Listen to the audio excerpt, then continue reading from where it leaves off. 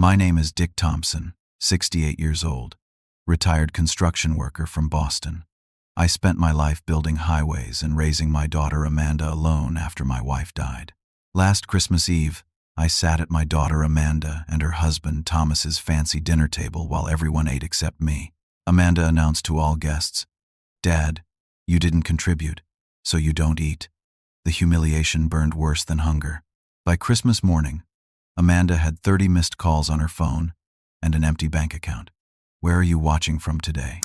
Hit subscribe to find out what happens when family disrespect goes too far. I worked construction for 40 years, helping build some of America's most important highways. Started as a teenager with nothing but a strong back and willingness to learn. Worked my way up from mixing cement to managing entire sections of interstate projects from Massachusetts to California. It was honest work that paid enough to support my family, though we never had much extra. My hands still have calluses that will probably never fade, permanent reminders of decades of physical labor. My wife Sarah and I were high school sweethearts. She was the love of my life, beautiful inside and out, with patience that balanced my occasional stubbornness. We had Amanda when we were both 27, relatively late for our generation. Sarah had struggled to conceive, so Amanda was our miracle. From the moment she was born, that little girl became the center of our universe. Sarah was an incredible mother, the kind who made our modest house feel like a palace with her warmth and creativity. When Amanda turned 8, our world collapsed. Sarah developed breast cancer that spread faster than doctors could control. Within 11 months, I became a widower raising an 8-year-old daughter alone. The pain was indescribable, but Amanda needed me to be strong. I promised Sarah in her final days that our daughter would have every opportunity in life, no matter what sacrifices I had to make. And sacrifice I did. I took on second jobs whenever construction slowed in winter months. Sometimes I worked security overnight after full days on construction sites. Sleep became a luxury. I fixed everything in our house myself, learned to cook decent meals, and became both mother and father to Amanda. Birthday parties, school events, doctor appointments, helping with homework. Teenage girl problems I had no idea how to navigate but did my best anyway. I postponed retirement by 7 years to put Amanda through college and law school. Amanda was a brilliant child. She earned straight, as without much effort, and excelled at debate club and mock trial. I knew early on she was destined for greater things than I had achieved. When she set her heart on attending Princeton University, I sold our family fishing boat and cashed out my modest investments to help cover tuition. For law school at Georgetown, I took out a second mortgage on our small family home. Every penny was worth it to see her graduate with honors, the first person in our family with an advanced degree. The changes in Amanda started subtly during her college years. She began commenting on our simple house when she visited, emphasizing how different her friends' homes were. Her clothes became more expensive, her tastes more refined. I was proud she was becoming sophisticated but noticed a growing distance between us. She corrected my grammar sometimes, or changed subjects when I talked about my work. Still, we maintained regular calls and holiday visits. I told myself this was normal for children growing up and finding their own path. She met Thomas during her second year of law school. He came from old money, his family in banking for generations. Handsome guy with perfect teeth and clothes that probably cost more than my monthly salary. Thomas was studying for his MBA and had connections at top financial firms. I tried connecting with him through sports talk and offering to help with home projects when they bought their first condo, but he politely declined, preferring to hire professionals. I tried not to take it personally. After graduation, Amanda joined a prestigious law firm specializing in corporate law. Her starting salary was more than I ever made at the peak of my career. Thomas became a financial advisor for wealthy clients. They moved to an exclusive neighborhood in Boston, buying a house that made my modest retirement apartment look like a storage closet in comparison. Their wedding 5 years ago cost more than my entire life savings. I contributed what I could, but Amanda hired a wedding planner who politely minimized my involvement. I was seated at the head table but felt strangely invisible among Thomas's large extended family. When I gave my father of the bride speech, I noticed Amanda wincing at my informal speaking style. The gap between our worlds was becoming a canyon. I retired 3 years ago, living on Social Security and a small pension. My knees and back are shot from decades of construction work, but I manage.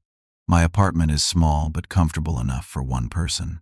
I grow tomatoes on my balcony and volunteer at the local Veterans Center twice weekly. It's a simple life, but an honest one. Meanwhile, Amanda and Thomas rose in their careers, vacationed in Europe, and seemed to accumulate status symbols by the month. New luxury cars, designer clothing, memberships to exclusive clubs. Our phone calls became less frequent, often cut short by Amanda's busy schedule. When we did talk, she would pepper conversations with names of important clients or celebrities she had met, while showing decreasing interest in my daily life. I continued reaching out, sending birthday and anniversary cards, suggesting lunch when I was near her office. Sometimes she accepted, though these meetings often felt rushed, with Amanda checking her phone constantly. I noticed she rarely introduced me to colleagues we encountered, or did so without mentioning I was her father. When I brought up childhood memories, she would smile tightly and change the subject.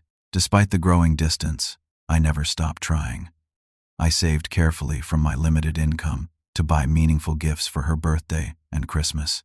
I offered to help around their house, to babysit if they ever had children, to be present in whatever way they needed. Amanda's responses became increasingly polite but detached. "That's sweet, Dad, but we've got it covered." The pattern of subtle disrespect grew, but I kept making excuses. She was busy. She was stressed. She was establishing her own life. What father wouldn't understand that? Still, nothing prepared me for what happened last Christmas Eve. Nothing warned me that the daughter I had sacrificed everything for would publicly declare me unworthy of sharing a meal at her table. The invitation came by text message 2 weeks before Christmas. Annual dinner at our house, Christmas Eve, 6 p.m. Smart casual dress. No warm greeting, no personal touch, just information. Still, my heart leaped. Amanda had skipped inviting me the previous 2 years, claiming their gatherings were just for couples or work associates only. This invitation, however brief, felt like a breakthrough. I called her immediately to accept, trying to contain my excitement. "Amanda, sweetheart, just got your text. I'd love to come to Christmas Eve dinner." "Great," she replied, the sound of keyboard clicking in the background. "Thomas thought we should include you this year. His parents are coming too." Not exactly the enthusiastic response I'd hoped for, but I focused on the positive. "That's wonderful. Should I bring anything? I make a pretty mean apple pie, if you remember." A pause. "The caterers have the menu fully planned," she said, "but guests are expected to contribute something of value. Everyone brings either an expensive dish or a gift of appropriate quality. It's tradition." The wording struck me as odd, but I nodded to myself. "I understand. I'll bring something nice. Don't you worry." After hanging up, I immediately began planning. This was my chance to reconnect with my daughter, to bridge the growing gap between us. I started setting aside money from my fixed income, skipping my weekly coffee with friends and cutting back on groceries. By the week before Christmas, I had saved $50 for a gift, a significant amount from my monthly budget of just over $1,000. I spent hours at the mall looking for something special that Amanda might appreciate. Eventually, I found a silver-plated photo frame and, using my limited computer skills, printed a photograph of Amanda as a little girl sitting on my shoulders at Boston Common, both of us laughing. It was one of my favorite memories, a day when I had taken off work despite needing the money because she had been sad about missing her mother. I carefully wrapped the frame in the nicest paper I could afford, adding a handwritten card expressing my love and pride in the woman she had become. The day before the dinner, I got my best suit from the back of the closet, the one I had worn to her law school graduation 10 years earlier. It was slightly loose now, my frame having shrunk somewhat with age, but it was well maintained and dignified. I polished my only pair of dress shoes until I could see my reflection in them, trimmed my mustache neatly, and got a proper haircut instead of my usual self-trim. As I prepared, memories of Christmas Eve's past flooded my mind. Amanda at age 5, leaving cookies for Santa that I would secretly eat after she fell asleep. At age 10, helping her wrap presents for her friends with more tape than necessary. At 14, staying up late watching holiday movies despite having an early construction shift the next day. The year after Sarah died, when I burned the turkey, but Amanda hugged me and said it was the best Christmas ever because we had each other. Where had that loving child gone? The morning of Christmas Eve, I woke with butterflies in my stomach. Ridiculous for a 68-year-old man to feel nervous about visiting his daughter. But there it was. I rehearsed conversation topics in the mirror while shaving, determined to find common ground with Amanda and Thomas, to fit into their world just for one evening. The trip to their neighborhood took almost 90 minutes by bus, including one transfer. I could have taken a taxi, but that luxury would have meant no gift money. Their house stood in stark contrast to the simple home where Amanda grew up. 3 stories of brick and stone, professional landscaping despite the winter season, a circular driveway where luxury vehicles were already parked. Christmas lights outlined every architectural feature precisely, looking like something from a magazine rather than the joyful, slightly crooked decorations Amanda and I used to put up together. I straightened my tie, tucked the wrapped present under my arm, and rang the doorbell at exactly 6 p.m. A server in uniform opened the door, not Amanda or Thomas. "Good evening, sir. May I take your coat?" The entrance hall ceiling soared 2 stories high, with a chandelier that probably cost more than my annual income. Christmas decorations in silver and white adorned every surface, beautiful but somehow cold, lacking the homemade ornaments and colorful lights of Christmases past. Amanda emerged from a side room, glass of wine in hand. She air-kissed my cheek, careful not to make actual contact. "Dad, you made it. Thomas's parents are already here, along with some colleagues from the firm." She looked stunning in a black cocktail dress that screamed expensive, her hair and makeup flawless. I suddenly felt shabby despite my best efforts with my old suit. "You look beautiful, sweetheart," I said, handing her the wrapped frame. "Merry Christmas." She took the package with a practiced smile that didn't reach her eyes. "Thank you. You can put it with the other contributions." She gestured toward a side table where several elegantly wrapped packages sat, all with designer wrapping paper and professional bows that made my effort look childish in comparison. Thomas appeared, martini in hand, greeting me with a firm handshake. "Dick, good to see you. Come meet my parents." Thomas's father turned out to be a retired bank executive, his mother a former gallery owner. Both were impeccably dressed, with the easy confidence of people who never worried about money. They were polite but brief in their conversation with me, eyes darting away when I mentioned my construction background. The other guests were equally elegant, partners from Amanda's law firm and their spouses, a local news anchor Thomas apparently golfed with, a state senator and his wife. Conversation swirled around vacation homes, investment opportunities, and people I'd never heard of. I tried contributing when the topic of Boston's infrastructure came up, mentioning a highway section I had helped build. That interchange at Somerville? I was part of the crew that laid the foundation back in '86. The response was polite nods and a quick change of subject to the senator's recent trip to Switzerland. I caught Amanda watching me with something like embarrassment in her eyes. I took a smaller sip of my drink and resolved to speak less. The house tour that followed only emphasized the gulf between us. Home theater room, wine cellar, gym with equipment I didn't recognize, 4 guest bedrooms, each with attached bathroom. Amanda narrated each space with pride, detailing renovation costs and designer names that meant nothing to me. I remembered her childhood bedroom with glow-in-the-dark stars I had carefully placed on her ceiling when she was afraid of the dark, the bathroom we had shared where I learned to braid her hair before school. None of these memories seemed to exist for her anymore. As dinner approached, my initial optimism began fading.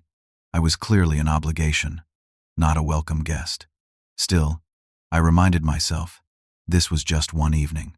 If I could make a good impression, perhaps it would lead to more invitations, a gradual rebuilding of our relationship.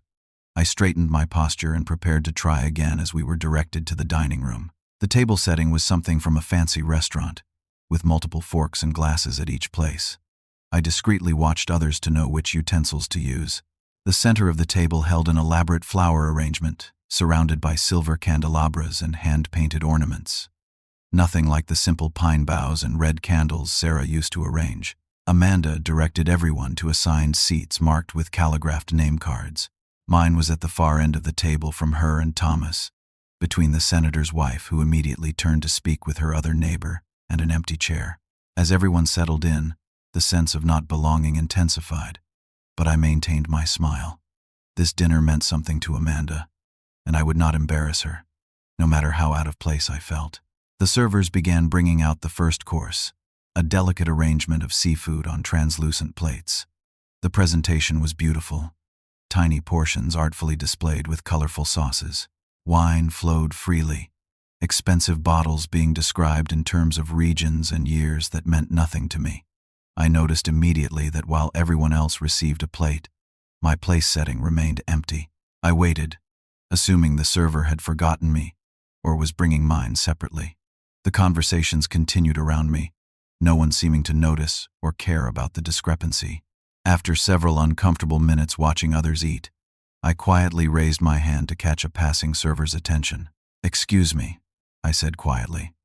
"I think you might have missed me." The young man looked confused and glanced toward Amanda at the head of the table. She set down her fork deliberately and cleared her throat, drawing everyone's attention. "Dad," she said, her voice carrying clearly across the table. "I explained about our contribution tradition, didn't I?" The table fell silent, all eyes turning toward me. My mouth went dry. "I brought a gift," I said, gesturing toward the side table where my modestly wrapped present sat among the more elaborate packages. Amanda's smile tightened. "Yes, well, there's a minimum expectation for contributions. The catering alone cost $300 per person. Everyone else brought either rare wines, specialty dishes from top restaurants, or gifts valued appropriately." Her eyes flicked to my package. "Yours doesn't quite meet the threshold for participation." The silence deepened. I felt blood rush to my face as the meaning of her words sank in. "You're not giving me dinner because my gift wasn't expensive enough?" "It's not about the gift, specifically," Thomas interjected smoothly. "It's about contributing proportionally to what you receive. Our Christmas Eve dinner operates on a contribution system." "I see," I said, though I didn't. Not really. "Well, I brought what I could afford." "And that's fine," Amanda said with false brightness. "You're welcome to stay and enjoy the company. But dinner service is based on contribution levels. You didn't contribute, so you don't eat." The words hit like physical blows. I looked around the table, expecting someone to object to this cruel arrangement, but saw only uncomfortable glances and a few poorly hidden smirks. Thomas's mother studiously examined her plate, while his father nodded slightly as if the arrangement made perfect sense. "I could write you a check," I offered quietly, dignity crumbling. "I don't have much in my account right now, but that won't be necessary." Amanda cut me off, clearly mortified by my suggestion. "Let's not make this awkward. You can just sit with us while we eat." And that was that. The servers continued bringing course after course to everyone except me. 5 elaborate servings of gourmet food, each more extravagant than the last. Truffle-infused something. Wagyu beef that Thomas proudly announced cost $100 per serving. Desserts with gold, leaf garnish. Wine pairings with each course. I sat with my empty place setting, stomach growling audibly at times, trying to maintain what dignity I could. I sipped water and attempted to participate in conversations that deliberately excluded me. The senator's wife eventually turned her chair slightly away from me. The empty seat beside me remained unfilled, creating a buffer zone between me and the contributing guests. Dad worked construction his whole life. I overheard Amanda telling someone, her voice carrying that particular tone people use when explaining something regrettable. He never quite understood financial planning. My hands trembled slightly under the table. 40 years of labor, of sacrificing everything for her education and opportunities, reduced to a failure to understand money. The same money that had funded her undergraduate and law degrees, that had kept her in dance classes and summer camps when I ate ramen noodles for dinner to afford them. An hour into this torment, Thomas raised his glass. "I'd like to thank everyone for their generous contributions to our annual dinner. The Waterford Crystal from Senator Morris, the vintage Bordeaux from the Stevensons, the handcrafted chocolates from the Wilsons. Each gift represents the value we place on our relationships." Murmurs of appreciation rippled through the gathering. I stared at my empty water glass, now understanding the transactional nature of my daughter's life. Relationships measured in dollar amounts. Love with price tags attached. When dessert was served, Amanda approached my end of the table, perhaps feeling a twinge of guilt. "Dad, would you like some coffee?" That's separate from the dinner service. The offer of coffee as charity was the final insult. I looked up at my daughter, this stranger in expensive clothing who shared my blood but apparently none of my values, and managed a small smile. "No thank you, Amanda. I'm fine. Are you sure? You must be hungry by now." "I've gone hungry before," I said quietly, so only she could hear. "Usually it was because I was making sure you didn't have to." Something flickered across her face, perhaps recognition, perhaps annoyance at being reminded of less affluent times. She smoothed her expression quickly and rejoined her guests at the other end of the table. I could have left. Perhaps I should have. But some stubborn part of me refused to give her the satisfaction. I would sit through this humiliation with my head high, showing more class than my daughter and her wealthy friends with all their talk of contributions and value. So I remained in my chair, back straight, meeting the occasional glance with a calm expression that revealed nothing of my inner turmoil. As the dinner finally concluded 3 hours later, guests began discussing the evening's entertainment. Apparently a professional quartet scheduled to perform in the living room. Amanda approached me again, her smile brittle. "The musical performance is also contribution-based," she said, voice lowered. "Perhaps you'd prefer to head home now? I can call you a car service." I stood slowly, knees aching from sitting tensely for hours. "Thank you, but I'll manage. The bus runs until midnight." "The bus?" she repeated, glancing around to make sure no one overheard this embarrassing detail. "Are you sure? It's quite cold out." "I'm sure," I said, finding my coat in the hall closet. "Merry Christmas, Amanda." She didn't walk me to the door. The bus stop was 3 blocks from Amanda's house, in front of a small convenience store. I bought a prepackaged sandwich and ate it sitting on the bench, hunger finally overcoming pride. The bread was stale, the filling sparse, but it was the first food I'd had since breakfast. Somehow, that mediocre sandwich on a cold bus stop bench tasted more satisfying than anything served at Amanda's table would have. As I waited for the bus, watching through the store window as the clerk changed the channel to a Christmas movie, memories washed over me like waves. Amanda, at 6, sitting on my shoulders to place the star on our Christmas tree. At 12, using her allowance to buy me a tie she'd seen me admiring in a store window. At 16, making me breakfast on Christmas morning, pancakes shaped like snowmen that were burned on one side but made with such love it didn't matter. What had happened to that girl? When had money and status become more important than basic human kindness? When had my daughter decided I was worth less than the food on her plate? The bus arrived, nearly empty, on Christmas Eve. I took a seat near the back, watching holiday lights blur through windows frosted with my breath.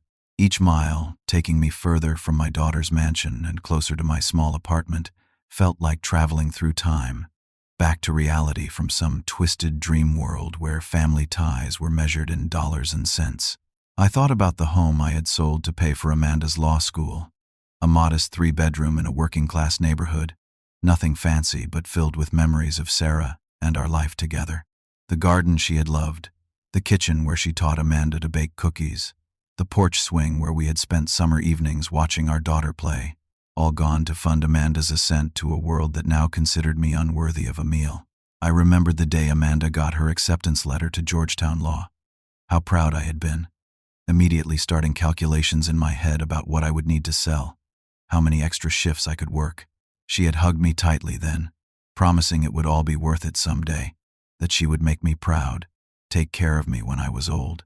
On that long bus ride home, pieces fell into place.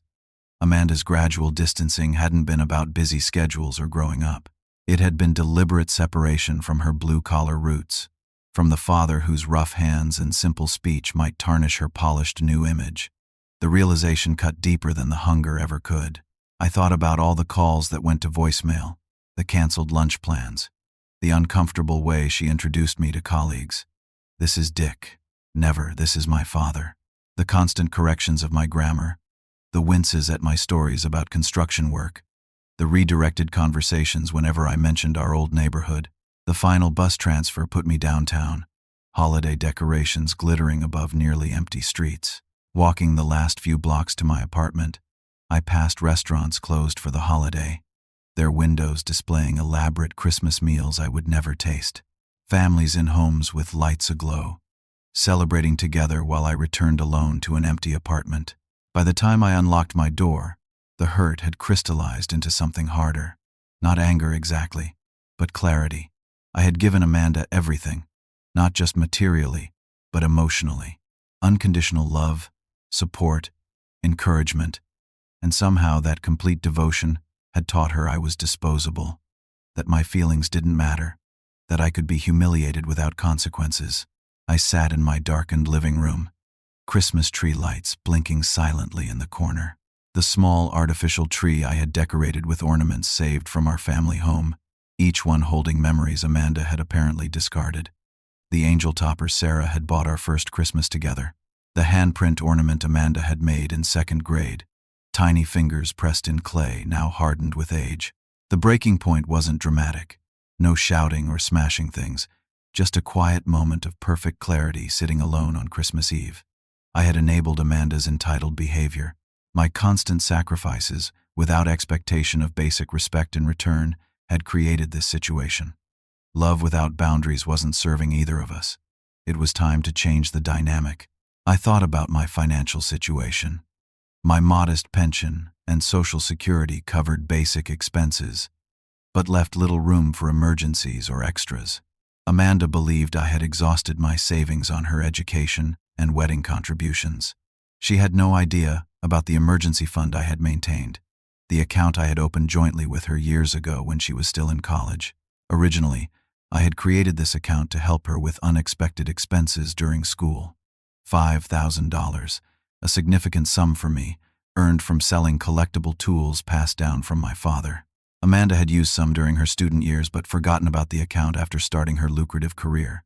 I had continued adding small amounts whenever possible, seeing it as additional security for her future. The account now held nearly $30,000, money Amanda believed was gone. She had access but never checked the balance, assuming it was empty or minimal. This money represented years of additional sacrifice on my part, carefully saved dollars that could have improved my retirement, but instead sat waiting for Amanda's potential needs. As midnight approached on Christmas Eve, I made my decision. This money would no longer be for Amanda. For once, I would put myself first, not out of vengeance, but out of self-respect and the recognition that continuing to financially support an adult who showed me no basic human dignity was unhealthy for us both. The decision brought unexpected peace.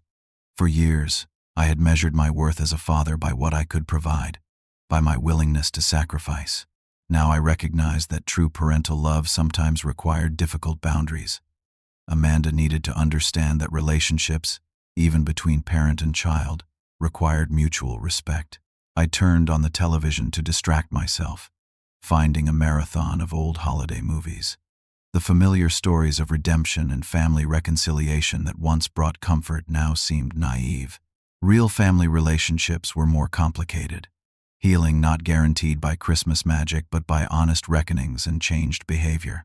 I fell asleep in my armchair sometime after midnight, waking stiffly as dawn light filtered through my blinds. Christmas morning. For the first time in my adult life, I had no plans with family, no presents to give or receive, no traditional breakfast to prepare, just the certainty of action I needed to take and the resolve to follow through. The bank's online system was something I rarely used, preferring in-person transactions when possible. But I had made sure to learn the basics years ago, writing down instructions in a small notebook I kept beside my ancient desktop computer.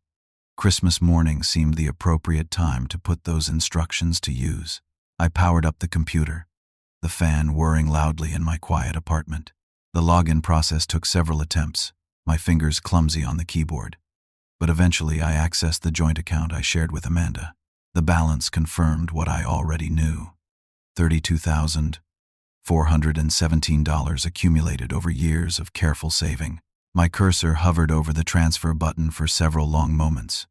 Was this the right decision? Would this irreparably damage what little relationship remained between us? Then I remembered sitting at that elegant table, stomach growling while everyone ate without a second glance in my direction. The memory strengthened my resolve. I navigated to the section for opening a new account, following the prompts to create one solely in my name. The process was surprisingly simple, taking less than 15 minutes to complete. Then came the transfer. I typed in the full amount, double-checking the numbers before clicking confirm. A warning appeared. You are about to transfer $32,417 to account ending in 4,872. This will leave a balance of $0 in your current account. Do you wish to proceed? My hand trembled slightly as I moved the mouse to click yes. The screen refreshed, showing the updated balances. My new personal account now held the full amount, while the joint account with Amanda showed 0. The transaction was complete, recorded with the impersonal timestamp. December 25, 7:42 a.m. I sat back in my chair, emotions swirling. There was no satisfaction in taking this money, no vindictive pleasure, just the quiet certainty that I had finally stood up for myself in a way Amanda might understand. In her world where everything had monetary value, perhaps this financial consequence would communicate what my words could not. Next, I composed a brief email to Amanda. Amanda, I have transferred the funds from our joint account to a new account in my name only. This money represents additional sacrifices I made for your future, beyond your education costs. After last night, I realized these funds would better serve my own needs going forward. I have always been proud of your accomplishments, but disappointed by your treatment of me. A family that values contributions over connection isn't the family I raised you to create. The money will go toward improving my retirement and healthcare needs that I've neglected while supporting you. I hope someday you'll understand this decision isn't about punishment but about self-respect. Dad. I read it over twice, made a few small edits, and sent it before I could reconsider.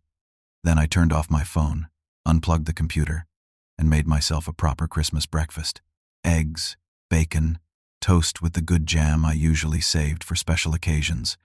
This quiet act of self-care felt revolutionary after decades of putting others first. With breakfast finished, I opened the small, wrapped package I had bought for myself. A tradition started after Sarah died, to ensure I had something to open on Christmas morning. This year, it was a good quality thermal mug for my daily coffee, practical but nicer than I would normally allow myself. I spent the morning making plans for the money. First, the dental work I'd been postponing for years, implants to replace the missing molars that made certain foods difficult to chew. Then the knee surgery my doctor had recommended that insurance only partially covered, perhaps a more comfortable mattress to ease my aching back. Nothing extravagant, just basic comforts I had denied myself while maintaining Amanda's emergency fund. By afternoon, I felt lighter than I had in years. The knowledge that I had taken concrete action, that I had finally prioritized my own well-being, after a lifetime of sacrifice for others, brought unexpected peace. I wasn't angry with Amanda, just resolved that our relationship needed fundamental change. I turned my phone back on briefly to check messages, not surprised to find the notification light blinking rapidly. 10 voicemails, all from Amanda, timestamps showing increasing frequency from early morning to just minutes ago. 23 text messages, the previews showing progression from confusion to anger. I turned the phone off again without listening or reading any of them. Whatever Amanda had to say could wait until I was ready to hear it. The afternoon stretched peacefully before me. I made coffee in my new mug and settled in my favorite chair with a mystery novel I'd been meaning to read for months. Outside, snow began falling gently, transforming the view from my small balcony into a winter postcard. For the first time in recent memory, I felt fully present in my own life, rather than existing as a footnote in Amanda's. Around 4 p.m., a sharp knocking at my door interrupted my reading. I didn't need to check the peephole to know who it was. Only Amanda knocked with that particular rhythm, impatient and demanding, a habit from childhood that had never changed. I took my time setting aside my book and walking to the door, using those moments to prepare myself emotionally. When I opened it, Amanda stood in the hallway, face flushed, hair slightly disheveled, looking nothing like the polished hostess of the previous evening. "Dad, what have you done?" she demanded, pushing past me into the apartment without waiting for an invitation. "I've been calling you all day. Merry Christmas to you too, Amanda," I said calmly, closing the door. "Would you like some coffee?" She whirled to face me, clutching her phone like a weapon. "Coffee? Are you serious? You emptied our account on Christmas morning without a word, and you're offering me coffee?" "I sent you an email," I replied, returning to my armchair and gesturing for her to take the sofa. "And it wasn't our account, not really. It was money I saved for your future that you never needed. Now it's for my future instead." Amanda remained standing, incredulous. "You can't just take that money. We're family." "Yes, we are. Which is why I sat hungry at your table last night while you and your guests ate 5 courses in front of me." Her expression flickered between anger and something like shame before settling back on indignation. "That was different. Our Christmas dinner has traditions, rules about contributions. So does family," I said quietly. "One tradition is treating each other with basic dignity and respect. Another is recognizing the sacrifices made for you over a lifetime. You broke those traditions first, Amanda." She sank onto the sofa, suddenly looking younger, more like the daughter I remembered. "Dad, I need that money. We need it." This surprised me. "You and Thomas make well into the 6 figures each. Your house alone must be worth millions. How could you possibly need my savings?" Amanda's composure cracked entirely. "It's all leveraged. The house has 2 mortgages, the cars are leased. Thomas made some bad investments last year. We're keeping up appearances, but we're drowning in debt." She leaned forward, voice urgent. "That money could help us catch up on some critical payments." I studied my daughter, seeing beyond the designer clothes to the anxiety etched in her features. "So last night, that elaborate dinner with expensive food and wine was all for show," she admitted reluctantly. "We needed to maintain our image with Thomas's clients and my firm partners. We can't let anyone know we're struggling. The irony might have been amusing if it weren't so sad. And yet you denied your father food because his gift wasn't valuable enough." She had the grace to look ashamed. "I got carried away with the impression we were trying to create. Thomas said everyone would question why you were being served without contributing properly. It was stupid and cruel. I'm sorry." The apology sounded genuine, but I'd heard Amanda's persuasive tone before, usually when she wanted something. I remained unmoved. "I'm sorry you're having financial difficulties. Truly. But that money is now allocated for my medical needs and basic comforts I've been putting off for years." "But Dad, we're family," she repeated, as if the word alone should guarantee access to my resources. "You've always helped me when I needed it." "Yes," I agreed, "and I'll continue to be here for emotional support, for advice, for love. But financially, you're on your own now. You and Thomas need to live within your actual means, not the image you're trying to project." Amanda's face hardened. "I could challenge this legally, you know. I could claim you manipulated the joint account, that you're not mentally competent." The threat stung, but I maintained my calm. "You could try, but then I'd have to explain in court how my lawyer daughter denied her elderly father food on Christmas Eve because his gift wasn't expensive enough. How would that play with the judge, do you think? With your firm's partners?" We stared at each other across the coffee table, decades of complicated history between us. Father and daughter, bound by blood but divided by values. I saw calculations happening behind Amanda's eyes, weighing options, considering angles, the lawyer in her searching for leverage. "This isn't over," she finally said, standing and gathering her coat. "You can't just change the rules after a lifetime of being there for me whenever I asked." "I'm not changing the rules, Amanda. I'm finally enforcing the ones that should have been there all along. Mutual respect, basic decency, love that goes both ways." She paused at the door, conflicting emotions playing across her face. For a moment, I thought she might soften, might recognize the fundamental truth in what I was saying. Instead, she straightened her shoulders and delivered a parting shot. "Don't expect to be invited to any family gatherings anytime soon." After she left, I returned to my chair and picked up my book, but the words blurred on the page. Despite my resolve, despite knowing I had made the right decision, there was no joy in this estrangement from my only child. just the quiet certainty that some lessons come at great cost, and hoping this one would eventually lead to healing rather than permanent division. The days following Christmas passed quietly. I implemented my plans for the money, scheduling the dental consultations and knee surgery evaluation I had postponed for years. I researched mattresses, eventually ordering one with special support for aging backs like mine. Small changes that would significantly improve my daily quality of life. Amanda's reaction evolved through my phone notifications.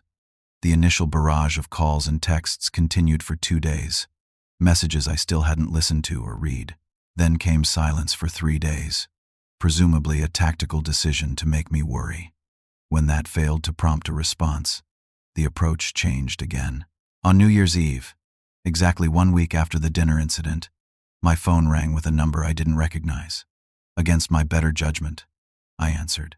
"Hello, Mr. Thompson," a formal male voice inquired. "This is Harold Winters from Blackwell, Peterson, and Winters. I represent your daughter, Amanda Coleman, in financial matters." A lawyer. Amanda had actually gotten a lawyer involved. "Yes, this is Dick Thompson. Mrs. Coleman has asked me to discuss the recent unauthorized transfer from her joint account. We believe there may have been some confusion about the ownership of those funds." I settled deeper into my chair. "There's no confusion, Mr. Winters. The account was legally joint. I added funds to it continuously over 2 decades. The transfer was completely authorized by one of the account holders, namely me. My client indicates the funds were earmarked for specific purposes. Your client never used the account after starting her career," I interrupted. "She believed it was essentially empty until Christmas morning when she discovered I had continued adding to it. There were no formal agreements about how that money would be used." The lawyer cleared his throat. "Nevertheless, Mrs. Coleman feels—" "Mr. Winters," I said calmly, "before we continue this conversation, you should know that any legal action your client pursues will necessarily involve public discussion of her conduct at Christmas Eve dinner, where she denied her elderly father food because his gift wasn't expensive enough while serving multiple courses to other guests. I'm sure your firm would provide excellent representation, but are you confident a judge would be sympathetic to that context?" Silence stretched across the line. "Finally, I'll discuss your position with my client and get back to you." He never did. 3 days later, my apartment buzzer sounded around 9 a.m. Amanda again, this time looking considerably less polished than during her Christmas visit. Her hair was pulled back simply, her face free of makeup, wearing jeans and a sweater rather than designer clothing. She carried a paper bag from a local bakery. "Can we talk?" she asked. "No demands this time. I brought those cinnamon rolls you like." I let her in, noting the tension in her movements, the shadows under her eyes. We settled at my small kitchen table, coffee mugs and bakery treats between us like a buffer zone. "Thomas and I had a big fight after Christmas," she began without preamble. "About money, about the dinner, about a lot of things." I waited, giving her space to continue. "He wanted to pursue legal action about the account. I told him no. She picked at a cinnamon roll without eating it. We've been living beyond our means for years. The dinner was just one example. We're in serious financial trouble, Dad." "I'm sorry to hear that," I said sincerely. "Financial stress can be overwhelming." Amanda looked up, surprise flickering across her face at my empathetic response. "We might have to sell the house, move somewhere much smaller. Thomas is furious about it. Says it will ruin his professional image. And what do you think?" She sighed deeply. "I think we've been playing a game we can't win, trying to impress people who don't actually care about us. But it's hard to walk away from that life once you're in it." I nodded, remembering the simple pleasures of the home where I raised her. "Your mother and I weren't wealthy, but we were happy. We owned what we had outright, lived within our means. There's freedom in that." "I remember," Amanda said softly, "the first acknowledgement in years that she valued any part of her upbringing. Mom making curtains instead of buying them. You fixing everything instead of calling repairmen. I thought it was because we had to, not because it was a choice. Sometimes it was necessity," I admitted. "But there was pride in it too. Independence. Self-sufficiency." We sat in silence for a moment, the gap between us still wide but perhaps not quite as unbridgeable as before. "I need to apologize," Amanda finally said, meeting my eyes directly. What I did at dinner was cruel and inexcusable. I got caught up in impressing Thomas's clients and my colleagues. I betrayed everything you taught me about treating people with dignity. The apology sounded genuine this time, free of the manipulative undertones of her previous visit. Still, I needed to be clear about boundaries. I accept your apology, Amanda, but I want you to understand that the money is no longer available to you. That chapter is closed. She nodded slowly. I know, and you're right to keep it. I've taken you for granted for too long, expected your support without giving anything in return. She pushed the barely touched cinnamon roll away. I don't deserve your help anyway. Not after how I've treated you. This isn't about deserving, I clarified. It's about me finally recognizing my own worth, my own needs. I've spent my entire life putting you first. Now it's time to put myself first for whatever time I have left. How much time is that? Amanda asked, sudden concern in her voice. Dad, are you sick? Is that why you need the money for medical expenses? I chuckled, despite the serious conversation. No more than the usual complaints of getting older. Bad knees, missing teeth, back pain. Nothing life-threatening. Just quality-of-life issues I've been ignoring while saving for your emergencies. Relief visibly washed over her. Good. That's good. She hesitated before adding, I'd like to know more about those issues. Maybe I could help in other ways, not with money, but with research or driving you to appointments. The offer surprised me. That would be nice. And maybe we could have dinner sometimes, she continued cautiously. Not like Christmas Eve, something simple. I could cook. I'm not very good at it, but I could try. I studied my daughter, trying to gauge her sincerity. Amanda, are you only saying these things because you're in financial trouble? Because if this is just another approach to eventually accessing the money— No, she interrupted, flushing. I mean, yes, we're in trouble financially, but that's not why I'm here. The last week has been— She struggled for words, clarifying. Thomas and I are talking about couples counseling. I'm reconsidering my priorities. When I told some trusted friends what happened at Christmas, they were appalled at my behavior. Made me see myself through different eyes. I wanted to believe her. After a lifetime of putting her interests first, the habit was hard to break. But the memory of sitting hungry at her table while others ate remained vivid. I'd like to believe we can rebuild something, I said carefully. But it will take time and consistent effort. Not grand gestures, but small, reliable moments of mutual respect. Amanda nodded. I understand. And I know I haven't earned your trust yet. She stood, gathering her purse. Would it be okay if I called you next week? Maybe we could have lunch somewhere casual? I'd like that, I said, surprised to realize I meant it. At the door, Amanda turned back. Dad, thank you for not giving up on me completely. I wouldn't have blamed you if you had. After she left, I sat at the kitchen table for a long time, contemplating the half-eaten cinnamon rolls and the complicated path ahead. Rebuilding a relationship on more equal footing would be challenging for both of us after decades of established patterns. But for the first time in years, I felt cautiously hopeful about the possibility. Winter gave way to spring, then summer, each month bringing small but meaningful changes. The dental work progressed gradually, implants replacing the missing molars that had made eating difficult for years. The knee surgery, while temporarily painful, improved my mobility significantly. The new mattress transformed my sleep quality, reducing the chronic back pain that had become my constant companion. With improved health came other changes. I joined a senior center near my apartment, discovering a community of peers with similar life experiences. Twice weekly card games became a highlight, along with a book club that challenged my thinking and introduced me to literature I might never have discovered otherwise. I began volunteering at a youth center, teaching basic carpentry to teenagers, many from single-parent homes. Passing along skills I had refined over decades brought unexpected satisfaction. Seeing a young person's pride in creating something with their hands reminded me of my own journey, the dignity found in tangible work. Throughout these months, Amanda and I maintained cautious contact. Weekly phone calls evolved into regular lunch meetings at a diner halfway between our homes. Our conversations, initially stilted and careful, gradually became more genuine. We developed an unspoken agreement to focus on present experiences rather than dwelling on past grievances, building new connections rather than relitigating old wounds. Amanda shared her own journey during these months. She and Thomas had indeed sold their mansion, moving to a modest townhouse they could actually afford. The process had been painful but ultimately liberating, forcing them to distinguish between needs and wants, between authentic relationships and social performances. We had a housewarming party last month, Amanda told me during one lunch. Nothing fancy, just pizza and beer with people we actually like spending time with. No one from the firm, no clients, just friends. It was the most relaxed evening we've had in years.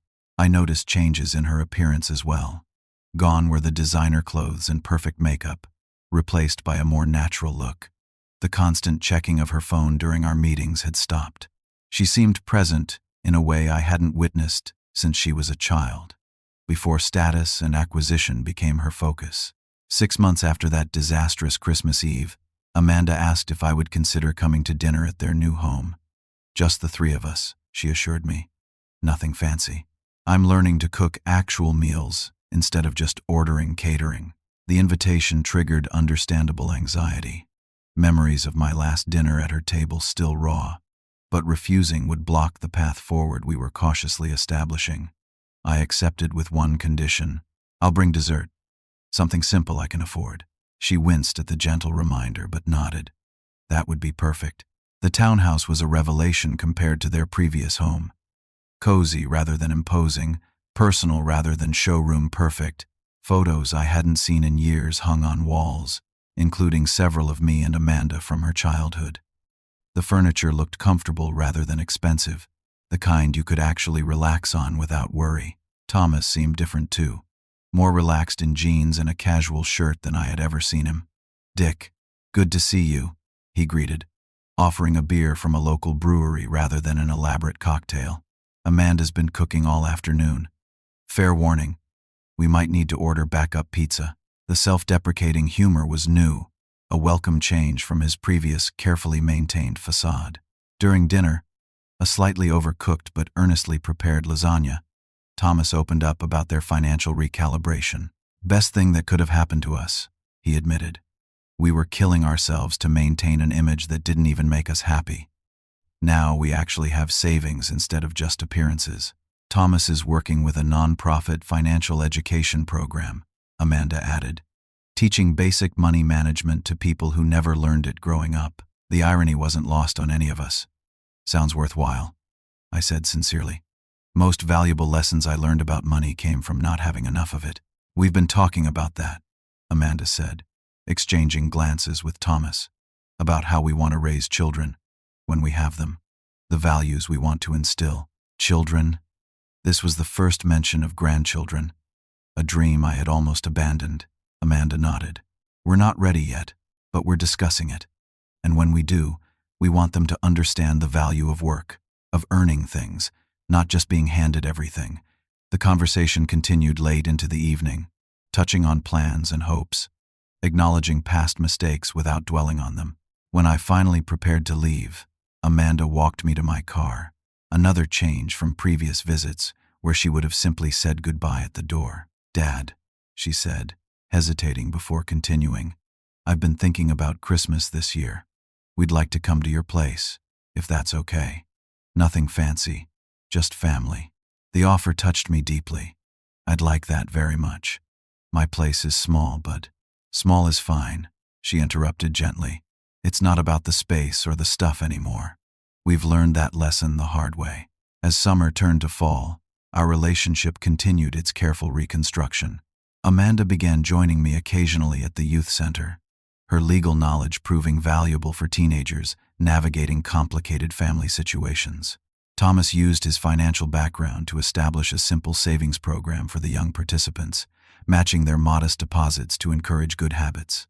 The money from the account remained mine, used thoughtfully for improving my health and quality of life. But the greatest wealth came in rebuilt connections, in honest conversations, in shared moments that acknowledged our complicated history while creating a more authentic future. By the time Christmas approached again, nearly a year after the dinner that had catalyzed so much change, I felt genuine optimism about our family's direction. The holiday would still carry complicated emotions, memories of both painful distance and hopeful reconciliation. But for the first time in many years, I looked forward to celebrating with my daughter as equals, as adults who respected each other's boundaries and valued each other's presence beyond any material considerations. The greatest gift from that difficult Christmas hadn't been the financial independence, welcome though that was. It had been the painful but necessary recognition that love without respect isn't really love at all. That giving endlessly without expectation of basic dignity in return serves neither the giver nor receiver. That sometimes the most loving act is establishing clear boundaries, allowing adult children to experience the consequences of their actions. Amanda had learned that wealth measured in dollar figures is fleeting and ultimately unsatisfying compared to authentic connection. I had learned that self-respect isn't selfish but necessary for healthy relationships. Together, we were learning that family bonds, when based on mutual respect rather than obligation or performance, provide a foundation that neither money nor status can replace. As I prepared my small apartment for Christmas dinner with Amanda and Thomas, I reflected on the journey of the past year. The path from humiliation to healing hadn't been straight or simple. There had been setbacks along with progress, difficult conversations alongside moments of reconnection.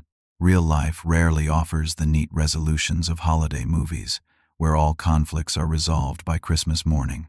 Instead, it provides opportunities for growth that unfold gradually, requiring patience and consistent effort. The true measure of family isn't found in elaborate meals or expensive gifts, but in the willingness to acknowledge hurt, to make amends, to grow together through difficult transitions. In losing the superficial connection based on financial dependence, Amanda and I had found the possibility of something far more valuable, a relationship between equals, grounded in genuine respect and affection rather than obligation and habit. Have you ever had to establish difficult boundaries with family members who took your generosity for granted? What helped you find the courage to stand up for your own needs while still leaving room for reconciliation? Share your experiences in the comments below. And don't forget to like, subscribe, and share this video with someone who might need encouragement in navigating complex family dynamics. Thank you for spending this time with me today. And remember, true family bonds are strengthened, not weakened, when built on mutual respect rather than one-sided sacrifice.